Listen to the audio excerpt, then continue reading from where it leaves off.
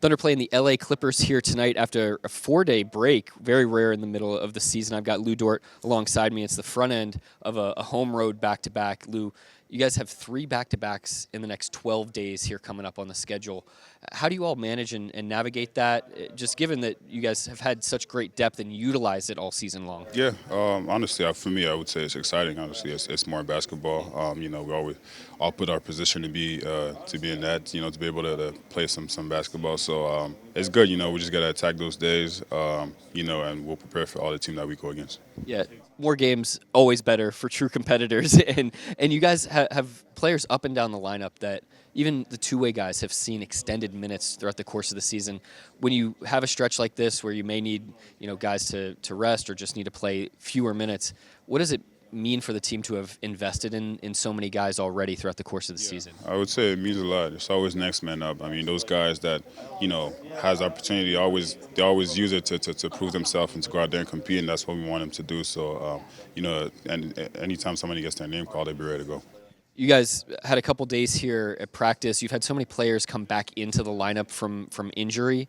What has it been like to prepare for this next stretch of games here over the holidays and be able to get everybody kind of back integrated with the group? Yeah, it's been good. We had a couple guys banged up early on, but now some of the guys are getting back, which is good. I mean, as the season goes on, we always want to be healthy and go out there and play. So the guys are taking care of their bodies, and then whenever they're available, they go out there and play. Every night when we come into these games and you kind of circle, all right, who's Lu Dort's matchup in the game tonight? Usually when it's the Clippers, you're thinking, James Harden. He's not going to play for LA tonight.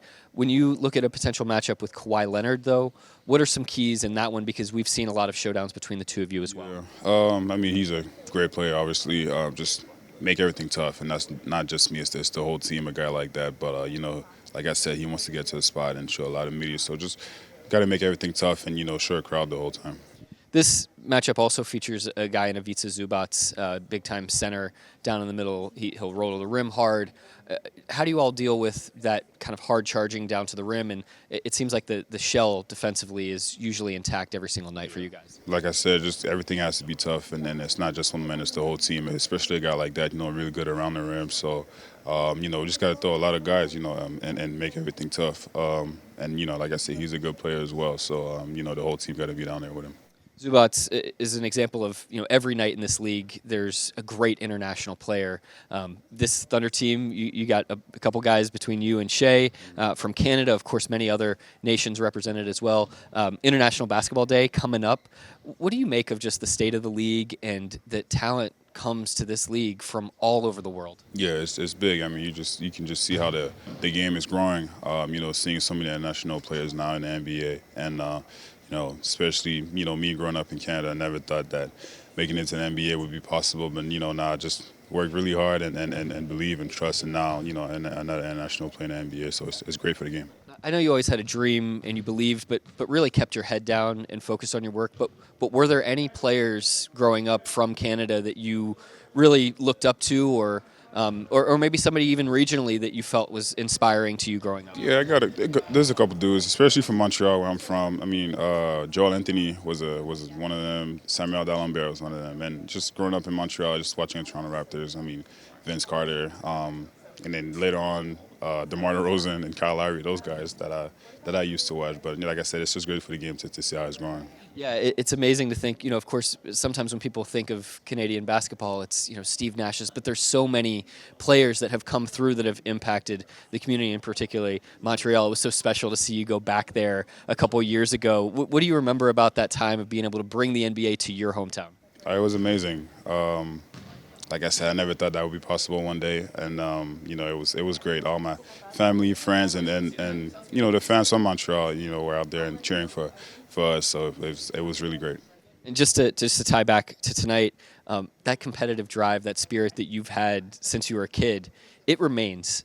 How have you maintained that as almost like a discipline within yourself over the last 5-10 years? Yeah, it's just the way that I approach the game. Anytime on the court, I want to compete and play hard, and it's been like that since I was young, so it's something that would never go away. Special talent, special mindset. Good luck out there tonight, Lu. Thank you. All right, that's Lu Dort. I'm Nick Gallo. This is Thunder Basketball. AC, you don't often get like 2 full days of practice like this, especially having so many guys coming back into the lineup over the last week and a half or so. What's this like trying to, get an opportunity to kind of reintegrate guys into the group? Yeah, it's been nice. You don't get a lot of days during the year to practice. Whether that's a good or bad thing is dependent on who you ask in the team, player or coach-wise. But it was good just to kind of, be at home for those couple of days, get some recovery. Guys that have had some nagging stuff, be able to kind of work back into rhythm a little bit through practice, and then just being home is always nice. With some time off. You guys saw this Clippers team once. Throughout the season, they've gotten off to really good starts in first quarters. What are some keys for you all just in terms of kind of attacking the 48 minutes with this group? Yeah, I think kind of building on the end, the latter part of our first game against them, I think our defensive pressure really wore them down a little bit. So just trying to start with that, I think that's probably one of the keys for us in every game. But especially against them, try to limit their big guys, their main engines as much as we can, and then just play with pace offensively. They're a good defensive team when you let them load up and play physical. So just try to move the ball fast. We've asked you about Kaysen before, but in terms of his consistency on the defensive end, it just feels like every night he's getting a steal one after the other. What have you made of for such a young guy, him being so consistent on that end of the floor in terms of his production? Yeah, I mean, that's just like his personality. He's very, has a very calm demeanor. He doesn't really speak unless it's something that is kind of important, at least to him, to say. And that's kind of just how he goes about his business in basketball too. He just shows up, laces up the sneakers, goes to work, and then goes home.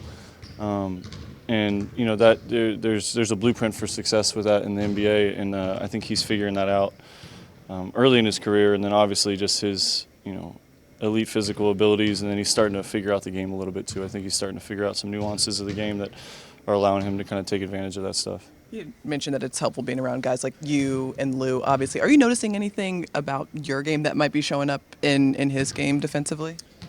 I mean, I'm just trying to, his on-ball defense is probably one of the best in the league, if not the best, as far as just guarding the ball and picking up full court. So really, I think for him, the improvements is like navigating ball screens and, picking up some of the tricks of the trade that I've had to really polish to like get to an elite level of defense. Because I didn't have, the physical tools that he had to start my career off with. So I think things like that, we're constantly picking each other's brains, talking about different plays when we see them on film, like, what we were thinking in certain situations, good or bad, whether we missed an assignment or made a steal. You guys are getting Isaiah Joe back. Just how rare of a skill is it for somebody to come in like he does and immediately catch fire, and just how valuable is it to have that on the team?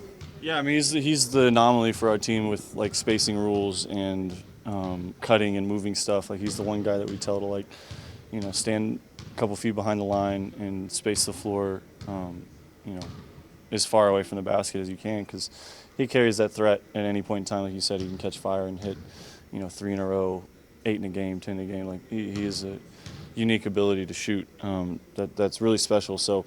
It's great to get him back, and I think obviously his defense I think has improved over the last year and a half too, just from what people were talking about when I first got here to where he is now. I think he does a good job holding his own. So to be able to complement that, with his shooting is a big deal, I think.